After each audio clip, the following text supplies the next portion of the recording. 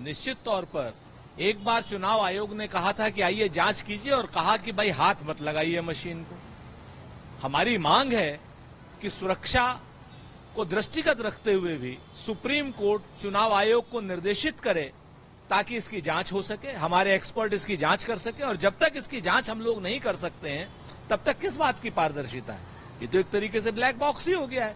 और चुनाव आयोग और भारतीय जनता पार्टी के मित्र पता नहीं किस आवेश में कहते हैं कि साहब इसकी जांच हो चुकी है। कहां जांच हो चुकी है?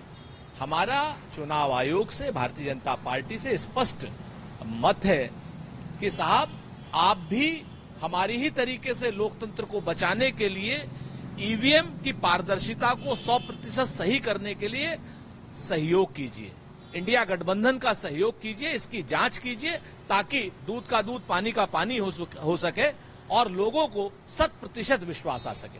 सिंधिया ने राहुल गांधी पर निशाना साधा और कहा है कि चिट भी मेरा पट भी मेरा, ये ऐसा नहीं चलेगा। अब ज्योतिरादित्य सिंधिया जी से ये जरूर पूछना चाहिए चित और पट का मतलब क्या है। जब तक इधर राज था वो भी आपका था ज्योतिरादित्य जी, जब तक कांग्रेस में राज था तब तक आप कांग्रेस में थे, और जब कांग्रेस में राज नहीं रहा और भारतीय जनता पार्टी पे राज आ गया तब आप उधर चले गए। तो चित भी आपकी है और पट भी आपकी है। ये तो दुनिया जानती है कि आप सत्ता लोलुप हैं, और सत्ता लोलुप सत्ता के लिए संघर्ष नहीं कर सकते, सत्ता लोलुप लोग सत्ता के विरुद्ध नहीं खड़े हो सकते, सत्ता लोलुप लोग लोकतंत्र के लिए नहीं खड़े हो सकते, संविधान के लिए नहीं खड़े हो सकते। सत्ता लोलुप लोग सिर्फ और सिर्फ चाटुकारिता कर सकते हैं, जो श्री ज्योतिरादित्य सिंधिया इस समय कर रहे हैं। संसद परिसर के अंदर अलग अलग महापुरुषों की मूर्तियां लगी गई थी जिन्हें एक जगह पर लगाया गया है, इसको लेकर के कांग्रेस पार्टी सवाल खड़े कर रही है। ये तो बहुत स्पष्ट रूप से संसद के नियमावली का उल्लंघन है। एक स्थायी समिति है जो ये तय करती है कि मूर्तियां कहां रखी जाएं, कहां लगाई जाएं। अगर विस्थापित करना है उनको तो उसकी भी एक प्रक्रिया है। हम भारतीय जनता पार्टी से पूछना चाहते हैं क्या उस प्रक्रिया का पालन हुआ? आप बिना किसी से पूछे किसी भी मूर्ति को कहीं से भी उठाकर कहीं रख देंगे? महात्मा गांधी जी की मूर्ति आप विस्थापित कर देंगे? ये चलेगा नहीं।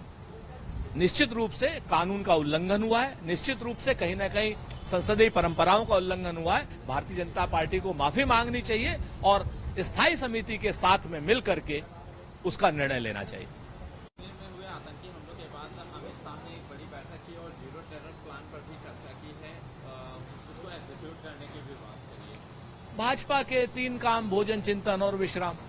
अब ये लोग जीरो टेरर, फलाना टेरर, ये सारी बातें ही बातें करते रहेंगे, कुछ काम भी करेंगे अमित शाह जी? अब चुनाव खत्म हो गए हैं, 4 आतंकी हमले हो चुके हैं, तीर्थ यात्रियों की जान जा रही है, हमारे सेना के जवानों की जान जा रही है, लोग बस पर हमला कर रहे हैं, आतंकियों के हौसले इतने बढ़ गए और आप एक जीरो टेरर प्लान और फलानी चीजें सिर्फ मीटिंग में व्यस्त हैं। कार्रवाई कब करेंगे? आतंक को, आतंकवादी देश को पालने और पोसने वाले लोगों के खिलाफ निर्णायक युद्ध होना चाहिए। शिखर सम्मेलन से खुद को अलग कर लिया है। अब भारतीय जनता पार्टी बताए ना, वो तो कह रहे थे कि हमारे मोदी जी ने जो है यूक्रेन का और रूस का युद्ध रुकवा दिया था। अब एक संयुक्त वक्तव्य नहीं जारी करवा पा रहे हैं आदरणीय नरेंद्र मोदी जी। आज की डेट में विदेश नीति पर राजनीति करना बंद करे भारतीय जनता पार्टी। विदेश नीति सर्वानुमति से चलती है। अगर आपके पास प्लान नहीं है तो आइए कांग्रेस के पास, आइए श्री खड़गे जी के पास, आइए श्री शशि थरूर के पास। हम आपकी मदद करने के लिए विदेश नीति में तैयार हैं, लेकिन विदेश नीति को मजाक का हिस्सा मत बनाइए। प्रधानमंत्री मोदी की पोप से मुलाकात पर सोशल मीडिया पोस्ट को लेकर के भाजपा और कांग्रेस में इकट्ठा हुआ है। देखिए, उनकी ये अपना निजी विषय है। हम तो ये जरूर कहेंगे कि पोप साहब का पूरा सम्मान होना चाहिए, लेकिन हमारे सारे शंकराचार्यों का भी पूरा सम्मान होना चाहिए। भारतीय जनता पार्टी ने अयोध्या मंदिर में श्री राम मंदिर की प्राण प्रतिष्ठा के समय हमारे चारों पूज्य शंकराचार्यों का जो घनघोर अपमान किया था, वो अक्षम्य अपराध की तरीके से है। वो कहीं ना कहीं उनका पाप भी लगेगा, उनका श्राप भी लगेगा। पोप साहब की या अन्य धर्म गुरुओं की पूरी इज्जत हो, लेकिन हमारे शंकराचार्यों की भी पूरी इज्जत होनी चाहिए।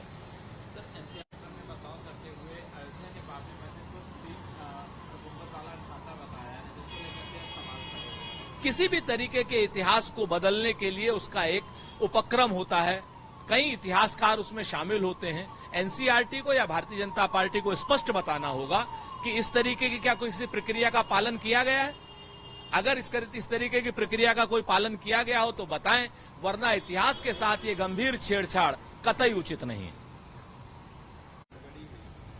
अब मानने से क्या फायदा जब चिड़िया चुग गई खेत। धर्मेंद्र प्रधान जी, आपको तो इस्तीफा दे देना चाहिए। आप तो 2 दिन पहले तक बिल्कुल किसी गड़बड़ी की बात मान ही नहीं रहे थे। देश के भविष्य का सवाल है, देश के योग्य छात्रों के भविष्य का सवाल है, देश के मेडिकल साइंस का सवाल है। नीट की परीक्षा आप कुछ भी कीजिए, आपको रद्द करनी पड़ेगी, क्योंकि इसमें व्यापक स्तर पर भेदभाव हुआ है, व्यापक स्तर पर बेईमानी हुई है। और धर्मेंद्र प्रधान जी, आप भी नहीं चाहेंगे कि आपके बच्चों का इलाज कोई अयोग्य डॉक्टर करे। जिस तरीके से नीट की परीक्षा में धांधली हुई है, ये आपकी नाक के नीचे हुआ एक अक्षम्य अपराध है। इसको आपको तुरंत सही करना होगा। नीट की परीक्षा आपको किसी भी सूरत में दोबारा करानी होगी। अगर आप ये वीडियो YouTube पर देख रहे हैं तो हमारे चैनल को सब्सक्राइब करें और बेल आइकन को दबाना ना भूलें। अगर आप Facebook पर ये वीडियो देख रहे हैं तो हमारे पेज को लाइक करें।